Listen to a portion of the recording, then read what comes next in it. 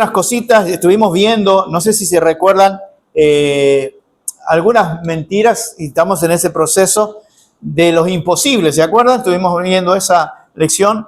Hoy vamos a continuar y vamos a ver otra mentira, que es el yo puedo.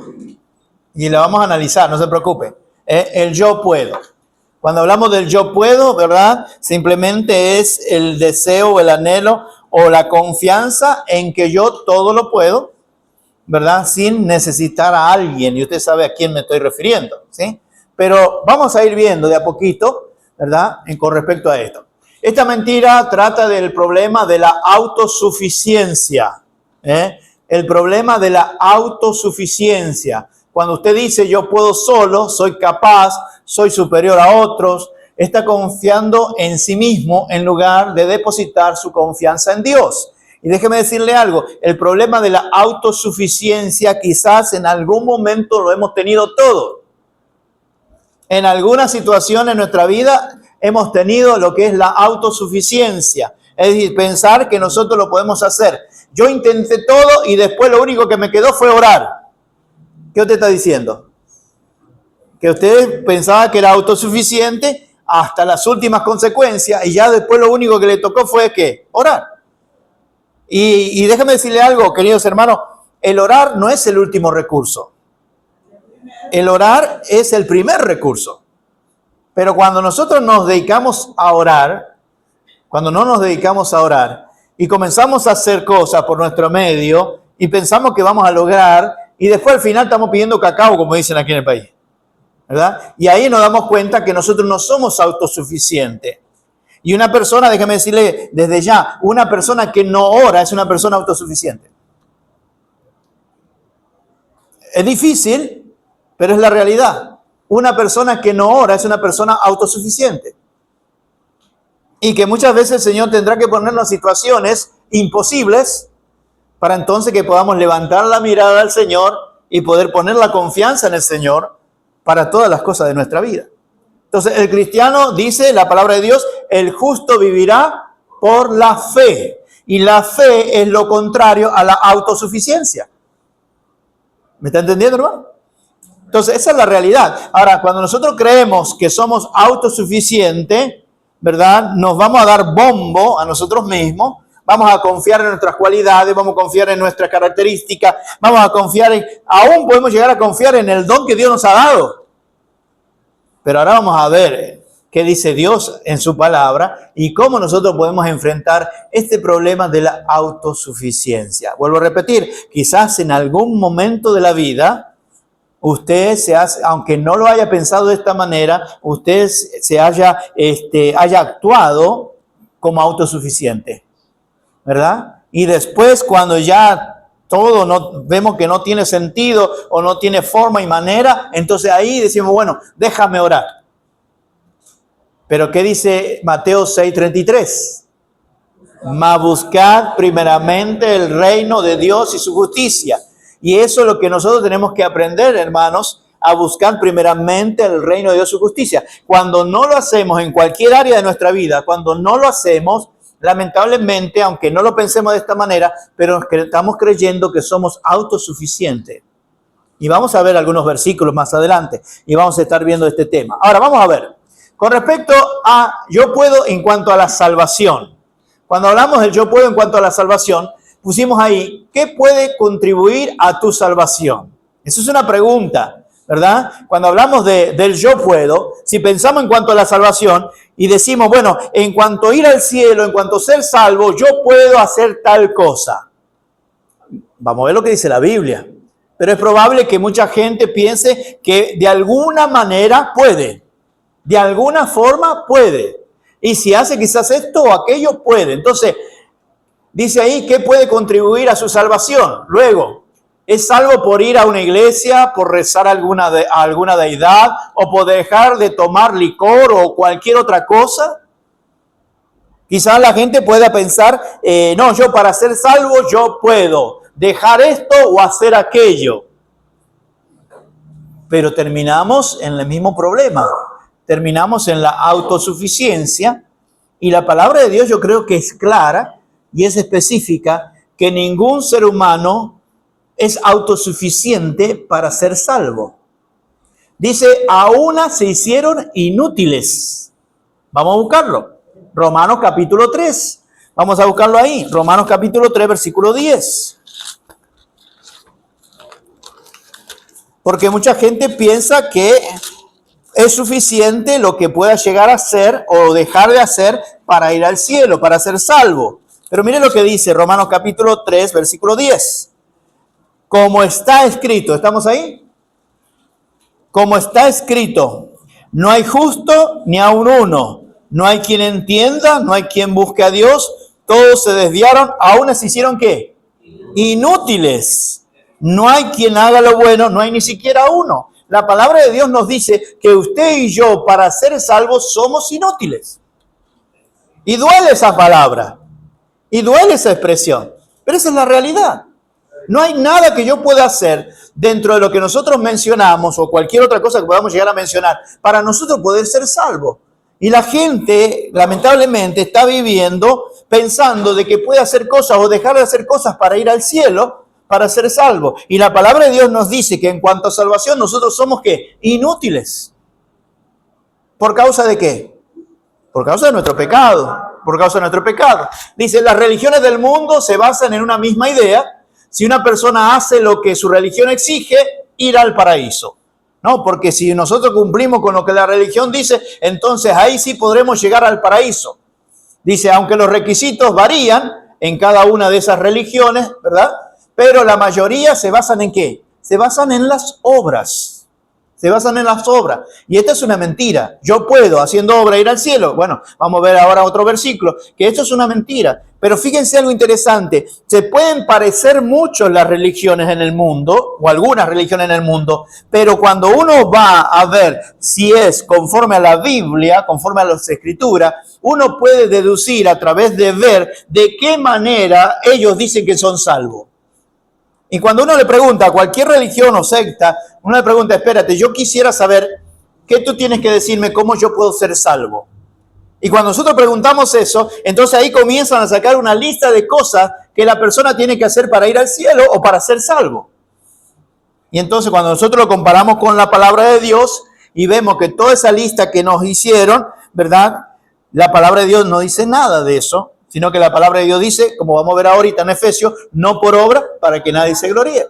¿Se da cuenta? Entonces, nosotros entendemos que somos autosuficientes para ir al cielo, para ser salvos, y la Biblia dice, mira, todo lo que tú hiciste, todo lo que tú haces, todo lo que tú dejaste de hacer, eso no tiene nada que ver con la salvación. ¿Por qué? Porque el problema de nuestra salvación es que somos pecadores. Ese es el problema.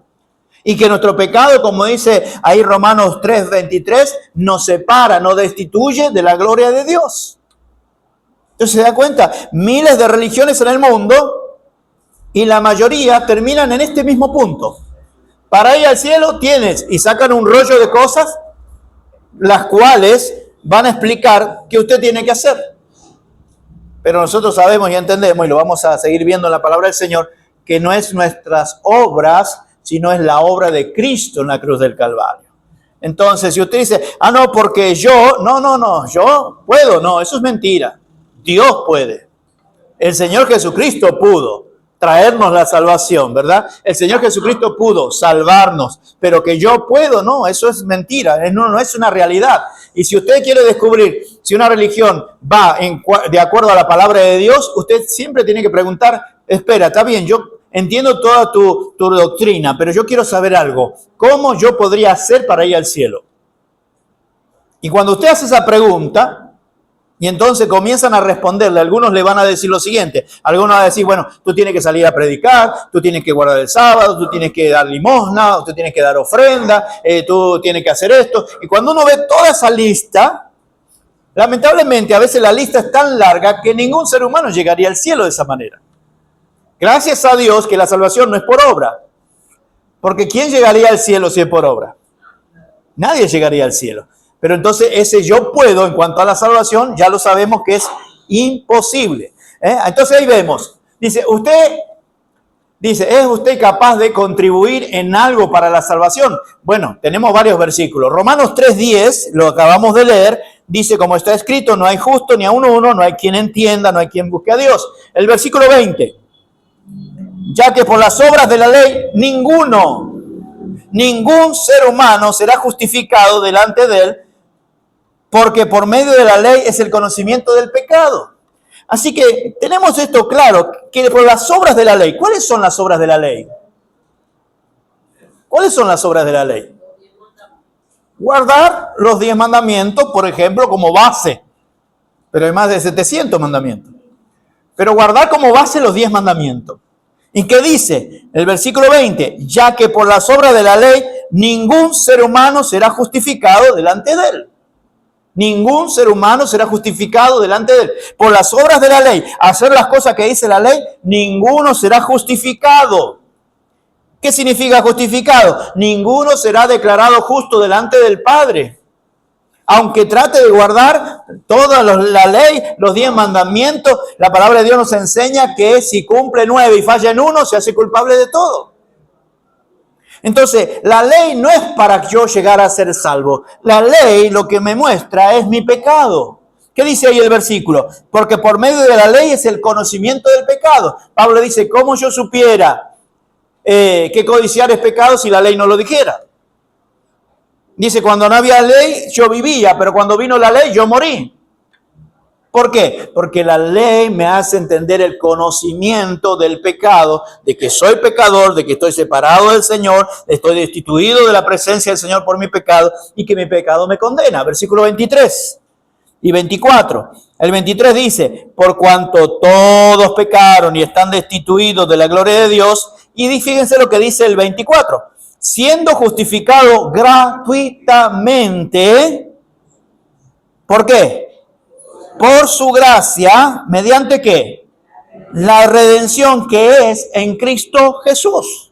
Entonces entendemos que la palabra de Dios nos dice que por las obras de la ley ningún ser humano, ni de los que existió, ni de los que existen hoy, ni los que van a existir, ningún ser humano podrá ser justificado. Ahora, qué extraordinario que dice, pero nosotros fuimos justificados gratuitamente. Y yo que estaba tan afanado en hacer cosas para ir al cielo, y la Biblia dice que la justificación es gratuita. El versículo 24, siendo justificado gratuitamente por su gracia. Las obras de la ley, el conocimiento del pecado en mi vida, me condena por causa de yo no poder guardar la ley al pie de la letra, por causa de mi propio pecado. Pero la gracia de Dios, que es el regalo de Dios, es ese regalo inmerecido de Dios, me da la salvación. Y de una forma gratuita. A la gente le cuesta pensar de que la salvación sea gratuita. A la gente le cuesta pensar de que si usted cree en el Señor Jesucristo será salvo. Está bien, creo en el Señor Jesucristo, soy salvo, pero ¿qué más? ¿Qué más? ¿Qué más? Y la Biblia dice, no, ya es a través de la obra de Cristo, a través de la gracia de Cristo, usted gratuitamente es salvo. Es declarado justo. Gratuitamente. Claro, la salvación tiene un precio. Claro, la pagó Cristo en la cruz. Él pagó el precio de nuestra salvación. Pero a nosotros Él la ofrece gratuitamente. Así como cuando usted compra un regalo en el día de la madre o del padre o del hermano, el día del cumpleaños. Usted compra un regalo y lo lleva. Imagínese que su hijo está de cumpleaños, su hija, su abuela, lo que sea. Y usted lleva el regalo. Le hago una pregunta. Cuando esa persona recibe el regalo, ¿tiene que pagárselo a usted? ¿Pero era gratis ese regalo? Hubo que ir a comprarlo. Hubo que ir a pagarlo. Y después entonces está la oportunidad de darlo gratuitamente. Lo mismo pasa con la salvación del ser humano. Quien pagó por nuestro pecado fue Cristo. Le costó la vida en la cruz del Calvario. Y no solamente la vida, porque nosotros pensamos en la muerte del Señor Jesucristo, pero a Él le costó cargar nuestros pecados sobre sus espaldas en la cruz del Calvario. Dice la Escritura que por nosotros el Señor lo hizo pecado, para que nosotros hoy podamos ser limpios, lavados por la sangre de Cristo. Entonces, qué extraordinario es. La salvación no es que no tiene valor, es sumamente cara, pero el Señor ya la pagó. Y por eso nosotros podemos ser justificados gratuitamente. La gente está empecinada en ganarse la salvación, en ganarse la salvación. Y el Señor dice, no, es gratuito. Es gratuito. Si tan solo tú puedes creer en el Señor Jesucristo, recibirlo como tu Salvador, tú vas a ser salvo. Pero parece que no es tan fácil creer. Porque si fuera fácil creer, aquí tendríamos que romper las paredes para todos lados, para agrandar. Pero no está fácil creer. ¿Sabe lo que dice en 2 Corintios 4:4? Que el Dios de este siglo ha cegado el entendimiento de los incrédulos para que no le resplandezca la luz de Cristo. ¿Sabe lo que dice la parábola del sembrador? Que la semilla que cayó en el camino, vinieron las aves de los cielos y ¿qué hicieron? Y se las comieron. Así que cuando el Señor explicó la parábola, ¿qué dijo? Que el sembrador siembra la palabra, pero viene el enemigo y la arrebata. ¿Sabe por qué es tan difícil ser salvo? Porque la luz vino a este mundo y los hombres amaron más las tinieblas que la luz, porque sus obras eran malas. Y es gratuita la salvación. ¿Pero qué requiere? Es por gracia, por medio de la fe. Y requiere que nosotros podamos creer en el Señor Jesucristo para ser salvos. Entonces, qué importante es que yo no puedo contribuir en nada. Ya el Señor hizo toda la obra. O sea, no trate de ayudar a Dios porque ya el Señor hizo la obra. La obra la hizo hace más de 2000 años atrás. Y se acuerdan las famosas palabras en la cruz del Calvario. Estas palabras fueron extraordinarias. Consumado es. Tetelestai. Consumado es. Y a partir de ahí, la obra para salvarlo a usted y a mí fue terminada. Y nosotros podemos ser justificados gratuitamente por la gracia del Señor Jesucristo. Qué tremendo, mis hermanos. Y la gente trabajando, haciendo obras, buscando de qué manera guardar la ley para no perderse. Y el Señor dice, espérate, la salvación es gratuita, porque yo ya la pagué en la cruz del Calvario. Si se esfuerza mucho, ¿puede salvarse? Es una pregunta. Si se esfuerza mucho, ¿puede salvarse? La respuesta es no a como lo mire. Si me puedo esforzar mucho, ¿voy a ser salvo? No. Porque un esfuerzo mío termina siendo una obra.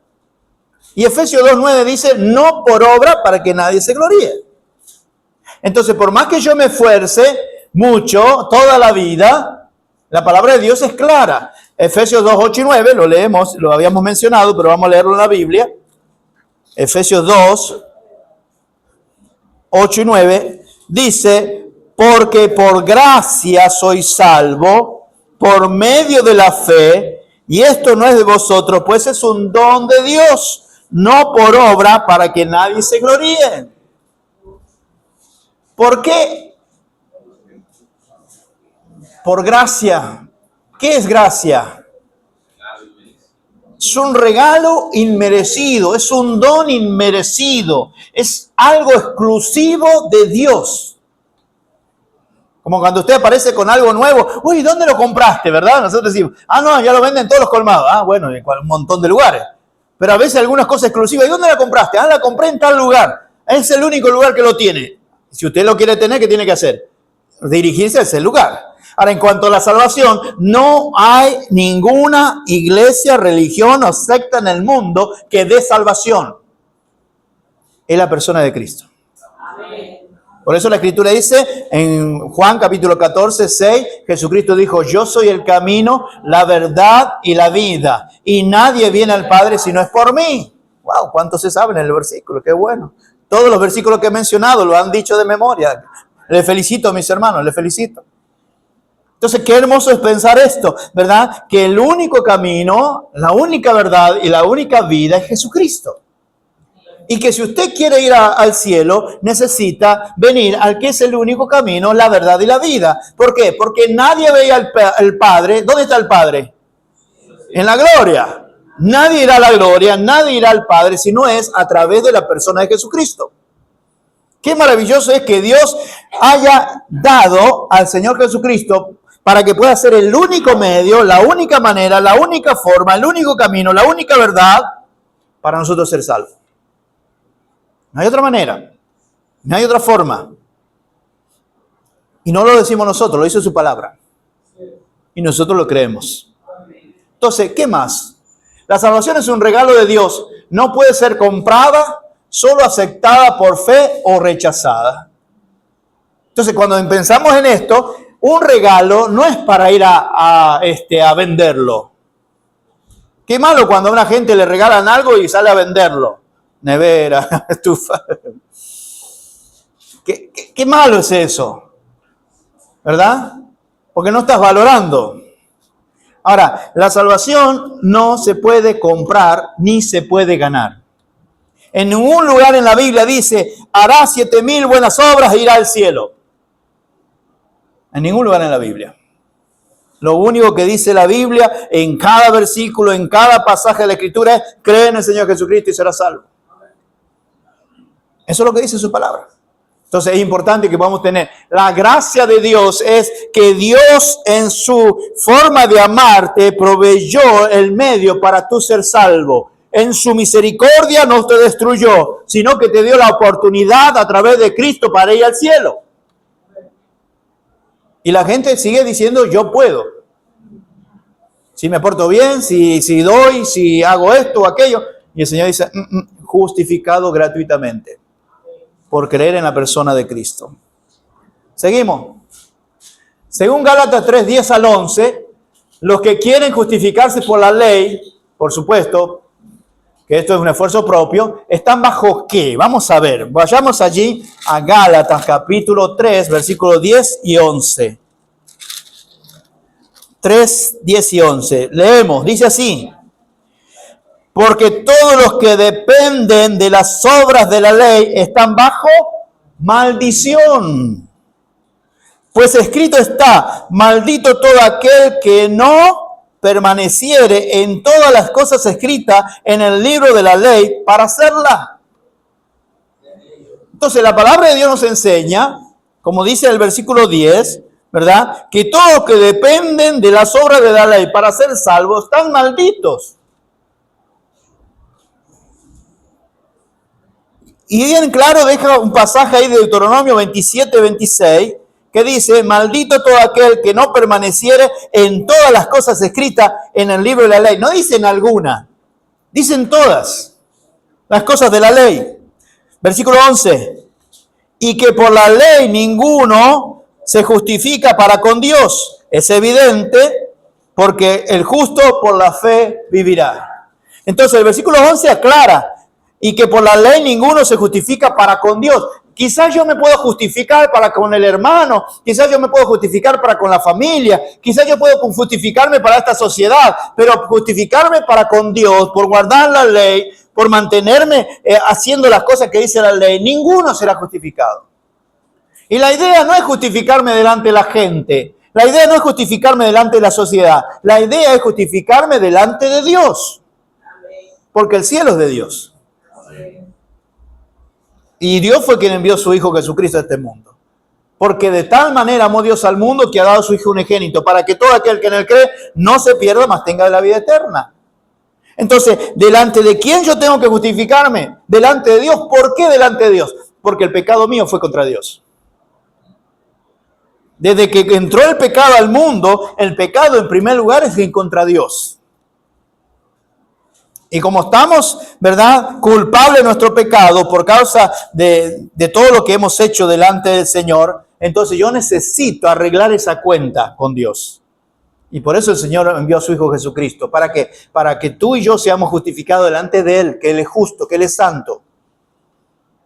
Y qué bueno es cuando uno puede decir, mira, yo en mi vida pasada hacía esto, hice aquello, pero me encontré con el Señor Jesucristo, me perdonó mis pecados, me limpió mis pecados y ahora yo tengo paz en mi corazón. Yo sí he sido justificado delante de Dios, no por lo que yo hacía, sino por lo que Cristo hizo en mi vida. Y eso es hermoso, y eso es maravilloso, pero es lo que enseña las Escrituras. Dice ahí que están bajo maldición, porque no cumplen ¿con qué? Con toda la ley. Como decía recién, y el que falla en uno se hace culpable de todo. Imagínese usted emocionado porque en este día usted ha guardado 5, 6, 7 mandamientos y de repente falló en uno. Todo lo que usted hizo no valió de nada. Por eso que la salvación no es por las obras de la ley, la salvación es por la gracia del Señor. Dice, nadie cumple los 10 mandamientos al pie de la letra. El único que cumplió los 10 mandamientos al pie de la letra fue el Señor Jesucristo. Después de ahí, nadie más. ¿Por qué? Porque Él fue concebido sin pecado. Fue tentado en todo y sin pecado. Murió sin pecado, resucitó sin pecado y fue a la eternidad sin pecado. Porque Él es santo. Pero todos los demás. Entonces, si la salvación fuera por obra, nadie la alcanzaría. Gracias a Dios que es por fe, no por obra. Por eso el versículo dice, el justo por la fe vivirá. Y nosotros si hoy podemos decir que tenemos vida eterna, es por la fe en Cristo. No por otra cosa. ¿Cuántas personas sinceras y buenas están bajo maldición y se perderán por creer en la mentira del que yo puedo? Yo puedo hacer esto, yo puedo hacer aquello para ser salvo. Yo puedo obrar para ser salvo. Algunos piensan que van a ir al cielo porque vienen a la iglesia. Y nadie va a ir al cielo por venir a la iglesia. O por ir a alguna iglesia. Nosotros podemos ser salvos por aceptar al Señor, habiéndole pedido perdón por nuestros pecados. No hay otra manera, no hay otra forma. Ahora vamos a dejar un poquito el tema de la salvación y vamos a hablar de la vida cristiana. ¿Estamos hasta ahí? ¿Alguna pregunta con respecto a la salvación? ¿Hay alguna obra que le pueda salvar a usted? ¿Hay alguna cosa sin Cristo que le pueda justificar delante de Dios? No hay nada. De la única manera que usted vaya al cielo es habiendo creído en el Señor Jesucristo como su Salvador. Ahora vamos a verlo en cuanto a la vida cristiana. Ya lo vimos en cuanto a la salvación. El yo puedo en la vida cristiana. Dice ahí, si no puede contribuir en nada a su salvación, ¿qué puede contribuir en su vida cristiana? ¿Qué lugar tienen las obras y el esfuerzo personal? Son preguntas. Aunque la salvación no depende de las obras, no hay duda de que las buenas obras son el fruto de la salvación. Efesios capítulo 2, versículo 10. Si usted se lo sabe de memoria, si no lo buscamos. Efesios capítulo 2, versículo 10, dice, porque somos hechuras suyas, creados en Cristo Jesús para buenas obras, las cuales Dios preparó de antemano para que anduviésemos en ellas. Entonces, la salvación no me llevan al cielo, pero un indicativo de que usted es un hijo de Dios es que usted hace las buenas obras que Dios ha preparado para que usted las haga. Y dice la Escritura que Él las preparó de antemano para que usted ande en ellas. Así que cuando nosotros hacemos buenas obras, estamos mostrando a este mundo de que nosotros somos del Señor, que somos de Cristo. Entonces es importante tener esto en cuenta. Dice que las buenas obras no me traen salvación, pero una vez que ya soy salvo, como creyente tengo que estar involucrado en hacer buenas obras para la gloria de Dios. Dice ahí, somos creados en Cristo Jesús para buenas obras. Ahora, ¿usted puede entender eso? Usted ha sido creado en Cristo Jesús. ¿Qué significa eso? ¿Se acuerdan del 2 Corintios 5:17? De modo que si alguno está en Cristo, nueva criatura es. Las cosas viejas pasaron y aquí todas son hechas nuevas. Usted es una nueva criatura. Es decir, que usted fue creado conforme a Cristo. Y conforme a Cristo, su nueva naturaleza es para buenas obras. Usted, hablando de Adán, usted y yo, pecadores, ¿verdad? Nuestra vieja naturaleza, pero cuando venimos a Cristo tenemos una nueva naturaleza en Cristo Jesús y esa nueva naturaleza es para glorificar al Señor. Y una forma de glorificar al Señor es haciendo buenas obras que muestren que somos del Señor. Y eso es importante. La cuestión no gira alrededor de las buenas obras, sino de la fuente y de la motivación de las buenas obras. ¿De dónde proviene? ¿De uno mismo o de Dios? Dice, trabajando en nuestra vida. Entonces, las buenas obras dependen de Dios. Dios quien produce el querer como el hacer por su buena voluntad en nosotros.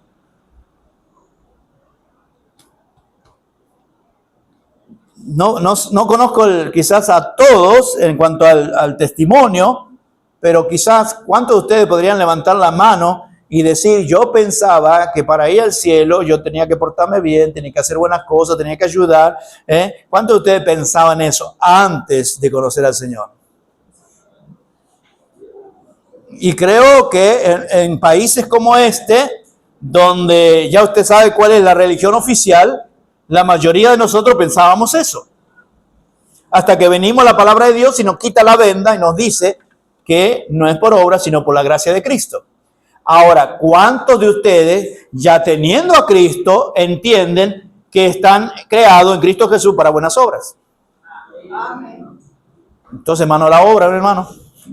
Mano a la obra. Porque usted ha sido creado para buenas obras. Y el Señor las preparó de antemano. El Señor no se durmió. El Señor preparó de antemano las obras para que usted y yo las hagamos. El Señor dijo, bueno, a Susana se convirtió. ¿Y ahora qué voy a hacer con Susana? No, de antemano el Señor había preparado buenas obras para que ella las haga. Y eso con cada uno de nosotros. La pregunta es si estoy haciendo lo que Dios quiere. Ojalá que así sea, ¿verdad? Estar haciendo lo que Dios quiere. Y quizá hay cosas que no las estoy haciendo y tengo que ponerme la pila. ¿Por qué? Porque Dios me creó en Cristo Jesús para buenas obras, las cuales Dios había preparado de antemano. Dice, regresa a 2 Corintios 12, 7 al 10. Y eso lo vimos en la lección anterior, pero vamos ahí a 2 Corintios 12.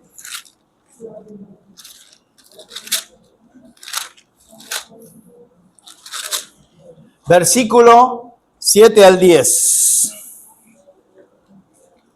Si lo tiene, lo leemos. O alguien que quiera leerlo, adelante.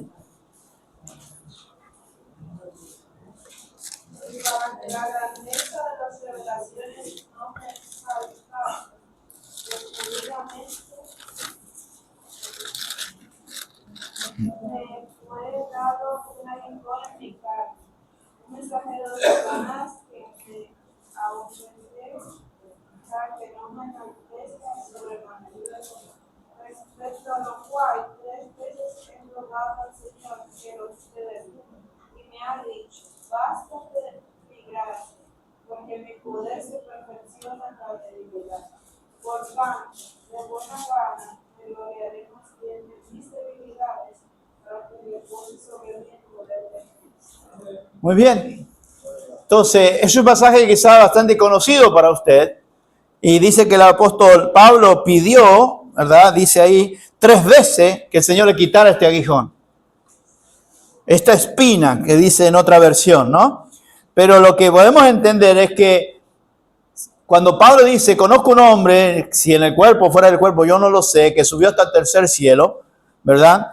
Muchos eruditos dicen que fue Pablo mismo, el que subió hasta el tercer cielo y pudo ver y cosas que ni siquiera a los hombres se le ha dado a conocer, temas que ni siquiera a los hombres se le ha dado para escuchar. Pero el punto es que estando esto en medio de esta situación, dice que el Señor le dio un aguijón, el cual él pidió que el Señor se lo quitara, pero creo que firmemente que el Señor puso esto con un objetivo, que no se gloriara desmedidamente.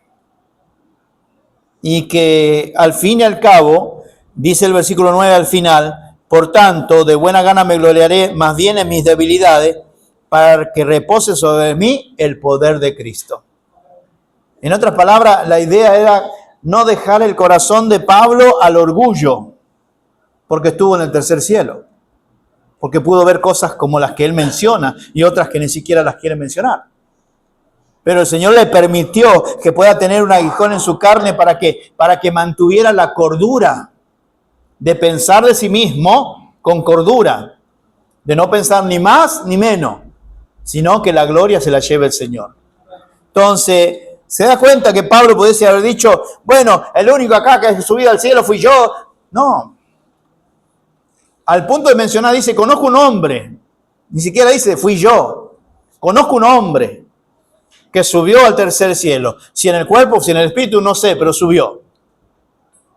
Por eso que Pablo decía que el vivir es Cristo y el morir es ganancia, ¿verdad? Pero el Señor le puso un aguijón. ¿Con qué meta? Que no se gloriara, que se mantuviera en cordura, que pueda darle la gloria al Señor. Por eso el versículo dice que el Señor le dijo, bástate mi gracia, porque mi poder se perfecciona en la debilidad. Y quizás el Señor trajo debilidad, ¿para qué? Para mantener humilde a Pablo y que Pablo diera la gloria al Señor. Y sobre todas las cosas, que dependiera de Dios y que no sea autosuficiente. ¿Se da cuenta por dónde vamos? Entonces ahí dice, el principio del capítulo, Pablo tuvo una visión de lo que nadie más había visto, pero después le fue dado un aguijón en la carne, espina, eso es lo que dice la NBI. Había pedido a Dios 3 veces, 3 ocasiones, que le quitara la prueba, pero sin resultado. El Señor dijo, bástate mi gracia, mi poder se perfecciona. Entonces, cuando hablamos de autosuficiente como cristiano en la vida cristiana, muchas veces podemos pensar que somos autosuficientes.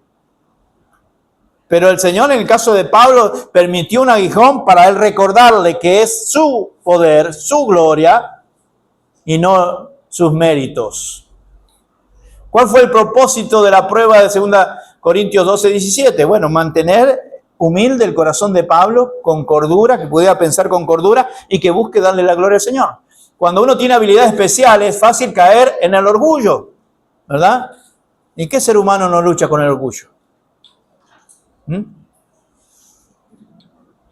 Dice, mírame a mí, yo soy más que el otro, algunos dicen, ¿verdad? Pero Dios permite debilidades para recordarle que sin Él nada le puedo lograr. Y el orgullo es fácil. Qué bien que tocaste, ya, saco el pecho. Qué bien que predicaste, saco el pecho. Qué bien que hiciste esto, sacamos el pecho de una vez. Y nos creemos de una manera que nosotros fuimos que lo hicimos. Ahora, nosotros lo hicimos en el Señor y con el Señor. Pero no nosotros. No a nosotros la gloria, dice el escritor, sino al nombre del Señor sea la gloria. Entonces el Señor quiere que podamos entender que no podemos hacer nada, como vamos a ver ahora en Juan, separado de Él. Por esto Pablo dijo en 2 Corintios 12:10, cuando soy débil, entonces soy fuerte. La debilidad es una manera efectiva de recordarle sus limitaciones, refrenando así el orgullo. Mis hermanos, entienda algo, tenemos limitaciones y podemos hacer muy bien algo, pero recuerde que es la gracia del Señor en nosotros. Pero todos tenemos limitaciones. Podemos ser muy buenos en algo, pero al fin y al cabo el Señor es quien nos guarda, nos capacita para poder hacer las cosas. No sé si le ha pasado a usted, pero cuando Satanás viene y me palmea la espalda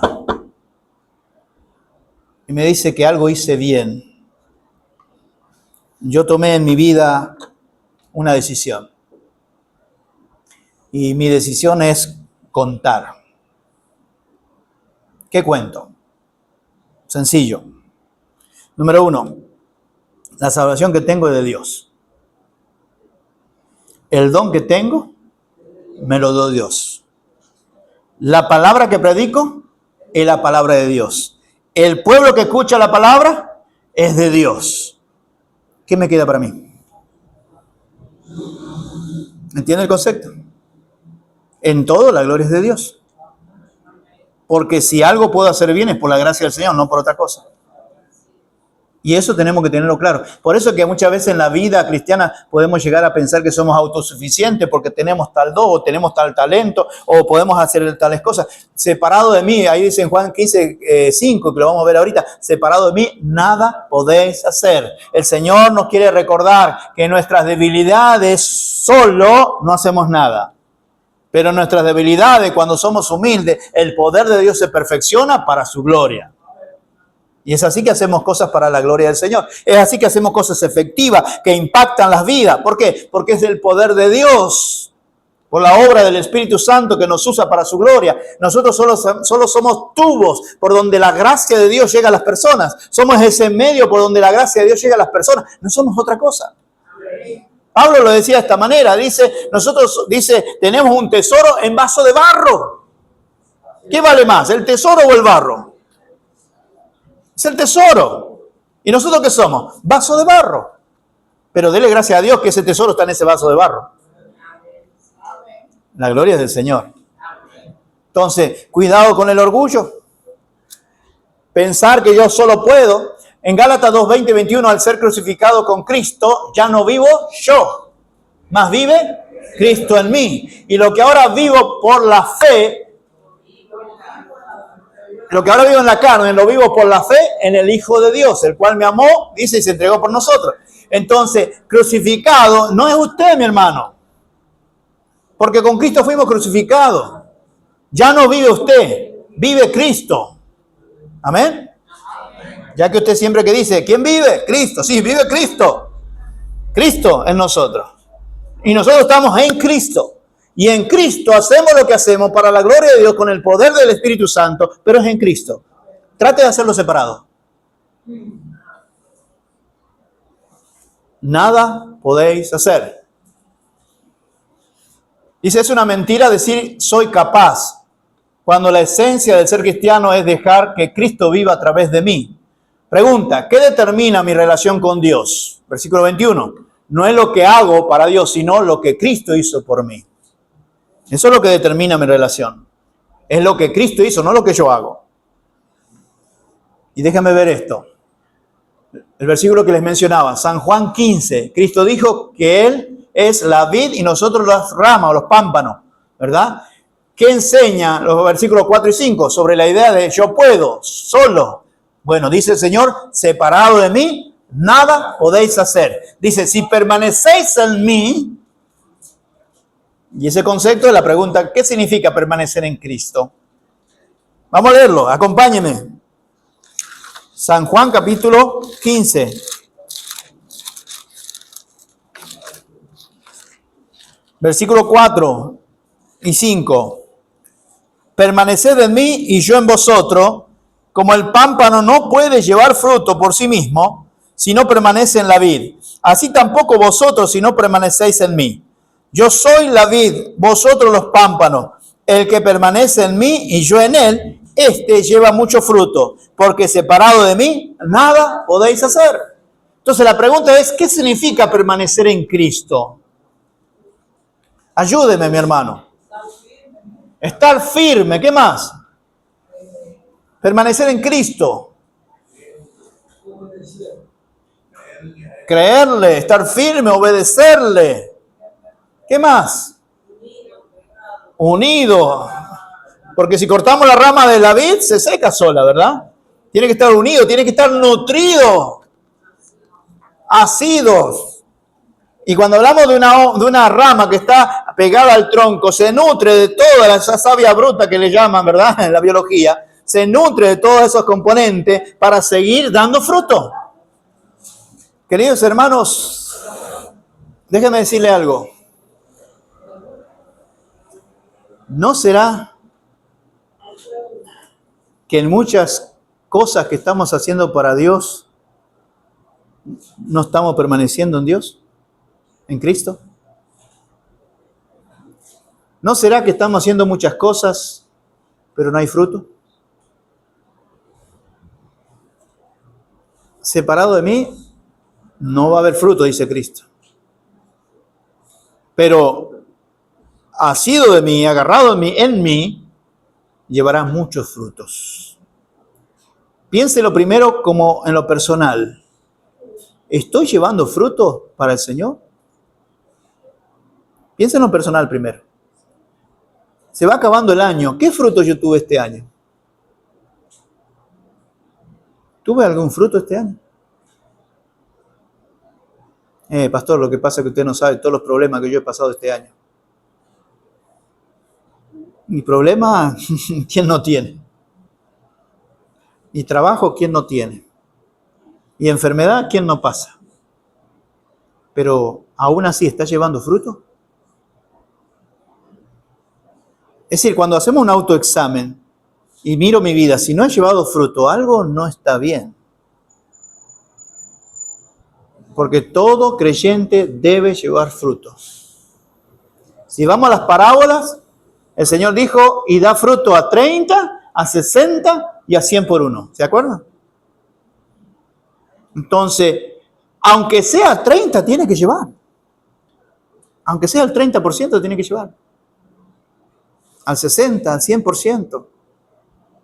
Pero el secreto de eso, para llevar fruto, queridos hermanos, es permanecer en Cristo.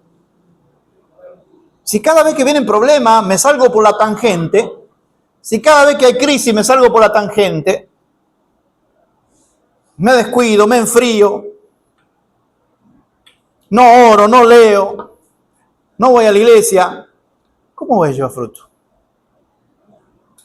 Señor, es claro, separado de mí, es decir, usted solo y yo solo no vamos a llevar fruto. Tenemos que estar en la vid verdadera que es Cristo, para que podamos llevar fruto. ¿Y sabe la garantía que da el Señor? Que el que está en Cristo va a llevar fruto.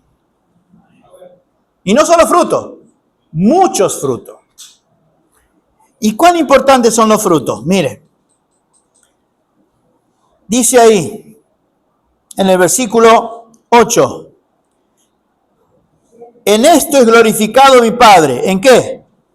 En que llevéis muchos frutos y seáis así mi discípulo. Cuando usted lleva fruto en Cristo, se glorifica el Padre. Entonces, mis hermanos, esta palabra de Dios no es para juzgarnos, sino para examinarnos. ¿Qué fruto usted ha tenido? Se está acabando el año. ¿Qué fruto usted ha tenido en Cristo este año? Y es probable que usted esté medio cortadito en la rama, ¿eh? Y va a ver qué hacer. Agarrar cinta, enderezar la rama, pegarla hasta que se vuelva a agarrar. Y vuelva a nutrirse otra vez. Quizá está pendiendo su vida en un hilo ahí. Pero el Señor nos da la oportunidad de volver a estar en Cristo. Y separado de Él, nada podemos hacer. Pensamos en lo personal, ahora pensemos como iglesia. La iglesia separada del Señor, nada va a hacer. Pensemos como iglesia, ¿qué fruto hemos tenido en este año? Lo que va de este año, ¿qué fruto hemos tenido? Y déjeme decirle algo, hermano, por favor, no me malinterprete. Que usted haya estado firme este año no significa fruto, sino significa que usted ha permanecido en Cristo. ¿Entiende la diferencia? Que usted haya estado firme este año en el Señor, eso significa que usted se mantuvo en Cristo. Ahora la pregunta es, ¿y qué fruto llevamos este año? Parece que estoy predicando el 31 de diciembre. Para que examinemos qué fruto hemos tenido este año. Como iglesia, ¿qué fruto? Y permiso, mi hermano, pero no es cuántas actividades hicimos este año. O cuántas no hicimos. ¿Qué fruto tenemos? Y quizás en qué podemos pensar en fruto. A ver, ayúdenme. Crecimiento espiritual. ¿Qué más? Nuevos creyentes. ¿Qué más? Discipulado. Bautismo. Ganamos almas para el Señor. ¿Podemos decir que como iglesia tuvimos mucho fruto?